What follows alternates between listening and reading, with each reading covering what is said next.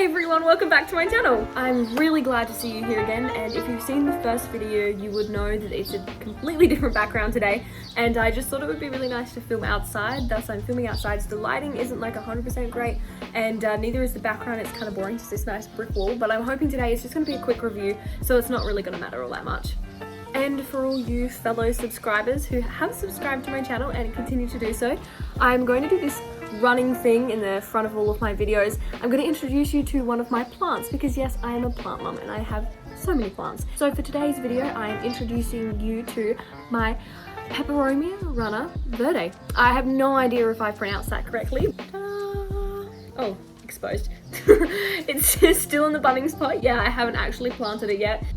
And this plant's name is Millie. I've just named it then, so I really hope you like the name. If you want to see more of my plants and you want to be part of this community, hit the subscribe button. That would be great. And since it is nearing Christmas, I was supposed to get this video out a little bit earlier in December. However, it is going to be Christmas Eve tomorrow, and I'm probably going to be posting this on Christmas Eve, maybe even Christmas Day, depending on how things go. Also, wow.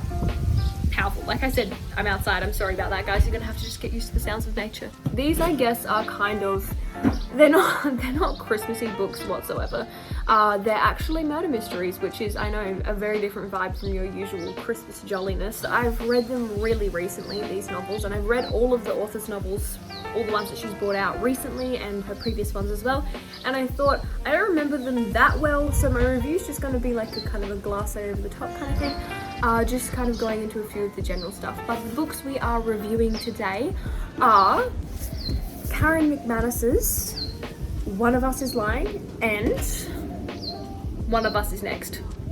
So these two books, this one's the first one and this one is the sequel. They run directly off each other and they have a really nice flow. This one I think was one of the first novels she wrote. She also wrote, I think she wrote this one, then she wrote Two Can Keep a Secret after it. Please correct me if I'm wrong, but those two kind of came out around about the same time because I read those two at around about the same time. Then she wrote this one and it came out I think in 2020, it could have been 2019. Honestly, these 2 years have just like melded in together and I can't tell the difference anymore. And also has now recently just released a book called The Cousins. But today we're focusing on these two. So a short introduction to these novels. These novels are by Karen McManus. One of Us is Lying is first, then One of Us is Next. They are both first and a sequel. They essentially are a YA murder mystery, kind of from what I can tell a newish genre that is kind of up and coming. There's a lot of new stuff coming out, a lot of stuff that really unique, and I feel like there's not a lot of content in the YA murder mystery kind of genre, but it's up and coming and it's so popular. A lot of people are really feeding into it, so I think it's going to be getting bigger in the time and years to come. And these ones here are essentially, I'll give a non-spoiler plot, so don't worry. The first one is about 5 kids who go into detention together and only 4 of them leave. Someone dies in detention. The second novel kind of goes off the back of this. There is a person that is trying to copycat from the first novel. It kind of goes all downhill. Someone dies, they try and figure out who it is, and they try and figure out a little bit of the mystery behind it. It's a really good novel, this one. Both of them intertwine. So I'll read the blurbs really quickly. 5 students walk into detention, only 4 leave alive. Yale hopeful Bronwyn has never publicly broken a rule. Sports star Cooper only knows what he's doing in the baseball diamond. Bad boy Nate is one misstep away from a life of crime. Prom queen Addie is holding together the cracks in her perfect life. And outsider Simon, creator of the notorious gossip app at Bayview High, won't ever talk about any of them again. He dies 24 hours before he could post their deepest secrets online. Investigators conclude it's no accident. All of them are suspects. Everyone has secrets, right? What really matters is how far you'll go to protect them. And then the second novel, the blurb is another year, another drama, a whole new set of rules. Bayview High is just about recovered from the death of gossip king Simon Keller a year ago. Now there's a new copycat in town who isn't ready to forget him just yet.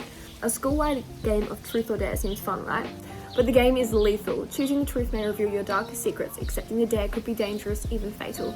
The teenagers of Bayview must work together once again to find the culprit before it's too late. So as you can see, the second book is a lot more mysterious. I feel like the first novel, even reading the blurb, it's not necessarily predictable, but it's very cut and paste in the way that it's written so that you are able to really follow along.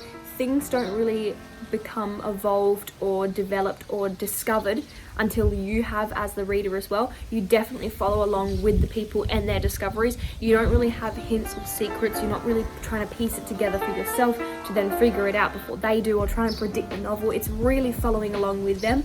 Along with that, you can probably tell from the back of these novels as well, especially the first one, that because it is a YA, although not every YA has to be like this certainly, but because it is a YA novel, the characters are very carbon copy. They are very stereotypical. You know, you have Bronwyn, who's the academic, you have Nate, who's the bad boy, you have the prom queen Addie, you have Cooper, who's the sports star. And I think that part of this as well is that they're trying to, there is those very rigid set of stereotypes that are somewhat broken, but those characters still really remain within those stereotypes. And I think it makes it that you don't have to have a lot of character development in a book like this in order to understand the characters really easily, because obviously they are a clear-cut carbon copy of all the stereotypes that you've seen in YA novels before, particularly romance novels and that sort of thing.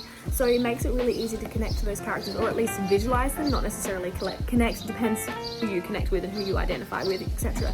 But more so, it's really easy to visualize them and picture them and go, oh, okay, I see, and form that world. It is a really easy way to world build that kind of thing, or using those stereotypes in order to maintain a sort of characterization. That way you don't really have to worry about doing too much of that yourself. It's kind of already there preset in the audience's mind. And it is a clever idea for a YA, especially one that's so small. Like, this is a really short novel, considering some of the other ones I've read, and you can see that it's not much writing per page. So I've got 358 pages, where I should probably tell you as well, with these two books, they're switching from perspective to perspective. So you don't really have that time to sit and wallow with a character and really get to know them. So it just helps with that. The books are split. Let me find a chapter. As you can see. Well, let's hope no one read that. Each character in this book and the second, this one follows different characters, so I'll go through that in a second. But they splits between all of their different perspectives. It means that as you're reading it, the characters are talking about their individual experiences throughout the novel. In the first one, you have Bronwyn, Cooper, Nate, Addie, and Simon. They don't really need a character introduction. You can already tell from the blurb and that kind of thing, the kind of people that they are. The second novel, however, it follows along. So there's a whole bunch of family members in this book that the second one follows along from. And the second one actually focuses on Knox, Phoebe, and Maeve. I know, completely new characters. It's because after the first novel, when everything is resolved, the second novel follows on from characters in the first. So the first novel focuses on Bronwyn, and Bronwyn's little sister is Maeve. And it focuses on Maeve and her perspective. Knox is Maeve's best friend, and Phoebe, I believe, is someone in their class that I haven't read it in a little while, so I don't remember the specifics, but it's pretty much following on from the generation down, because in the first novel, all of those kids are actually graduating. They're in the graduating class, I guess, year 12. I'm Australian, so I don't know what the American version is, and I don't remember well enough from reading it to tell you. Is it seniors? Ooh, my phone almost fell. Okay, now for my overall review of these books. They are really good. I think that is the best way to describe them. They are a really quick and easy read. You're not going to get a lot of depth in the world building. It's a very easy to read, easy to understand, easy to gather kind of novel, where it's got basic characters, basic world, this really nondescript yet easily imagined novel that allows you to slip straight into the world. So even from the first few things that you read, you know exactly where you are, you know exactly where you've been, and you know exactly where you're going. And I wouldn't say they're a master literary piece or anything like that.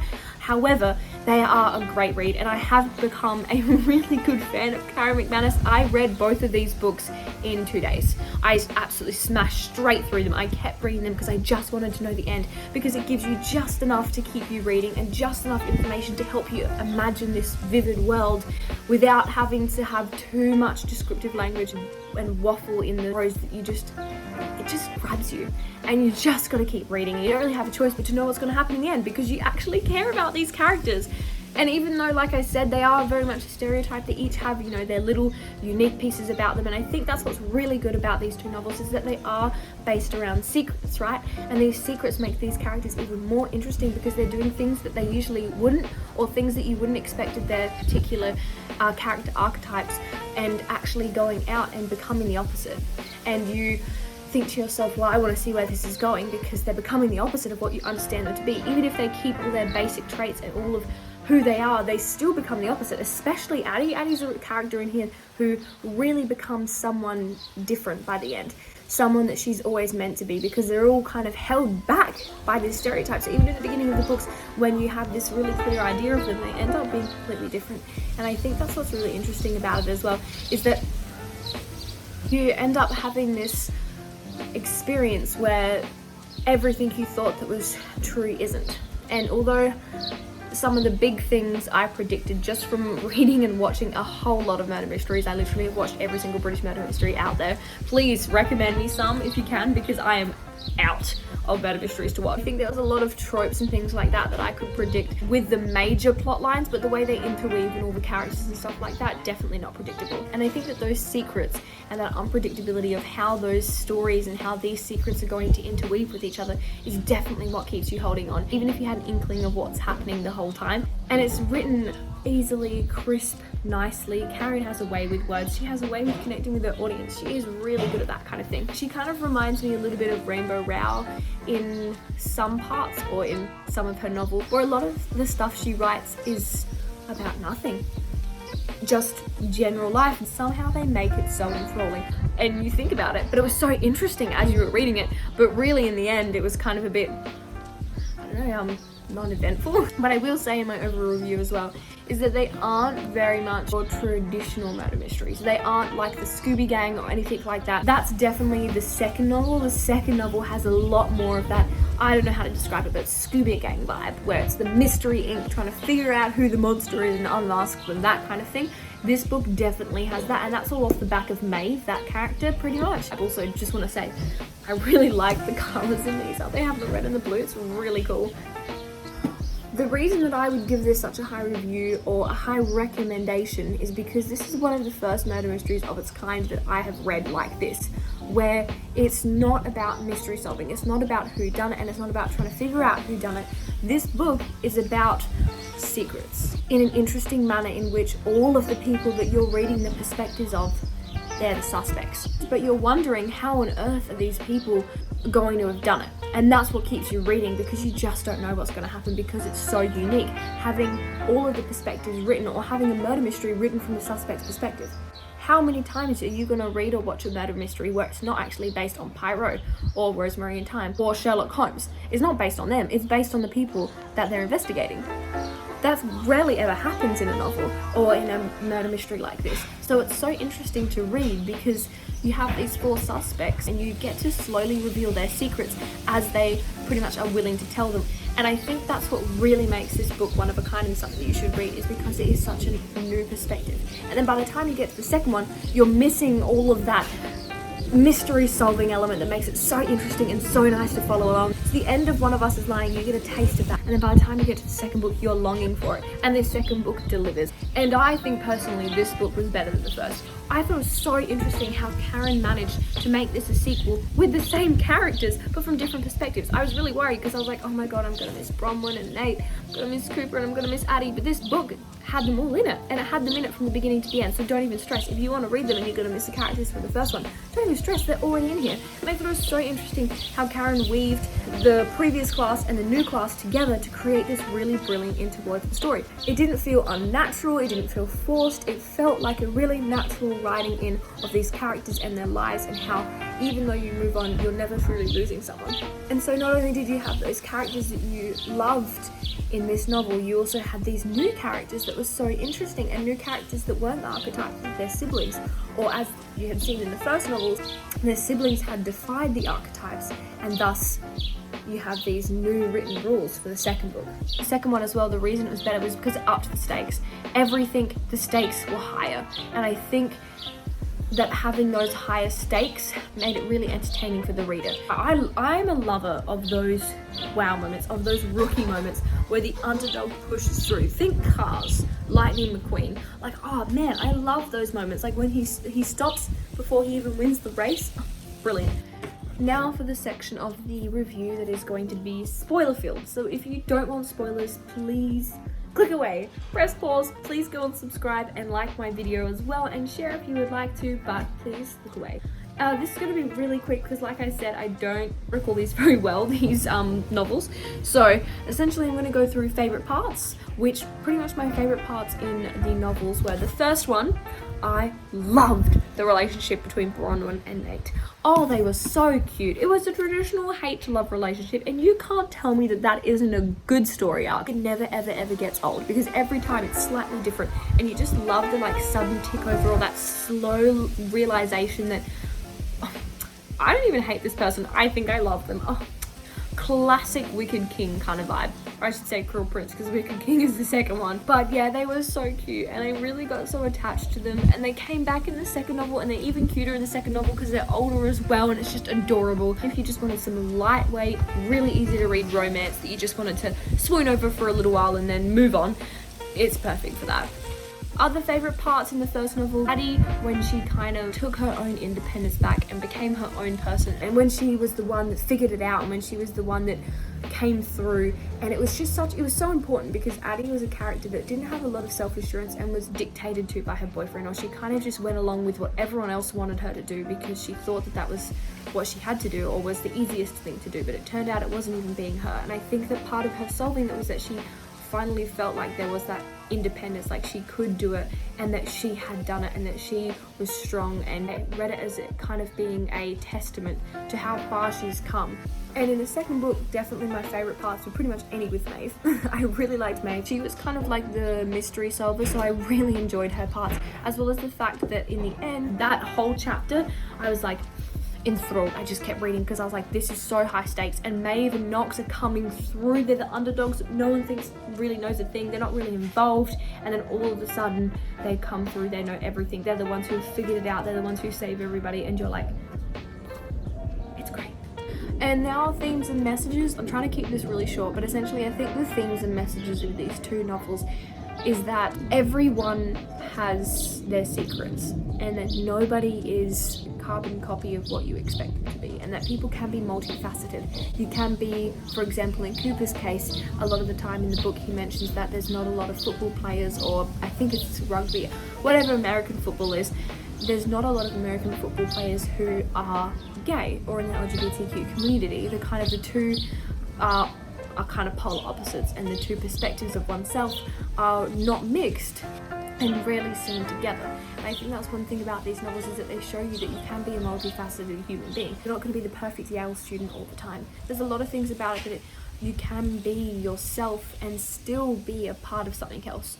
And I think that along with that, it kind of is trying to teach us about that concept of gossip, about that concept of secrets, that in the end, it's better to be true to who you are, or tell people, or get help from people, or talk to people about your issues, than hold them up and bury them inside, because otherwise you're going to end up like Bronwyn, who cheated on a test because she couldn't cope with the expectation, like Cooper, who has hidden who he was and who he loved in order to play football, like Addie, who didn't really know that she could have a personality and was dictated by Jake in the school and what they all expected her to be, and like Nate, who was given the title of a bad boy, so decided that his only option was to go to juvenile prison.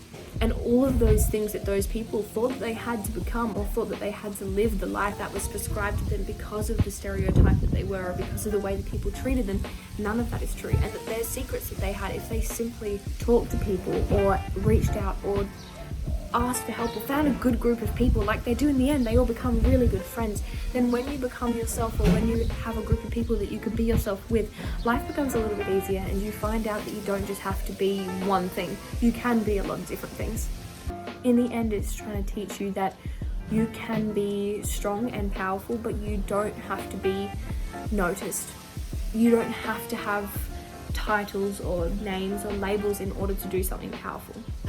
The review that I'm going to give for these ones, 6 out of 10 stars. I don't want to give away too many high scores, because then eventually I'm going to get to the point where all my reviews are 10 stars. I definitely do recommend this as a read, and please go and read Karen McManus's novels. They are so enthralling, and you will end up reading them in a day or two, because this YA genre is so new and so brilliant. So please go and have a read of it. But I will say with these ones that they aren't the best YA murder mystery novels that I've read, but I've only read a couple of others besides these, so they are pretty much high on the top, like second place. In general, they are the best novels that I've read. I think there are deeper novels with better world building, better characterization, but I do think these are a really quick and easy read. You can pick up, you can enjoy, you can finish, and you can go, wow, I'm really glad I read that. So that's why I give it a 6 out of 10, because it is definitely better than average, but it's not one of the best things I've read. That still doesn't mean that I don't want you to read it, so please go and read it. Go and support Karen, because like I said, I've read every single one of her books, and she is a really good author. It's just that it's supposed to be young adult. It's supposed to be easy, and it's supposed to be something that's easily recognizable to young adults, that they can connect with, that they can understand. It's supposed to be something that you can enjoy. I really, really do suggest reading these and definitely having them crossed off your list, because they are a popular read. As you can tell, she's released 4 books. Someone doesn't release 4 books unless they're a liked author. I just think that it could be deeper, it could be better, it could be longer, it could be broader, but it's still solid enough that I can walk across that plank, no problems. Give these books a shot, because they are super unique, and I think that's what makes them so readable, because there's nothing like them out there. And thank you everyone for watching my review of One of Us is Lying and One of Us is Next. I hope to see you guys subscribing, liking, and I hope to see you next time. And also, in the meantime, Merry Christmas! I hope you all have a lovely Christmas and usher in the new year with festivity and joy. I know it's been a hard year in 2020, but I have hope for the future. Glass half full kind of gal, so hope to see you then. Bye everyone.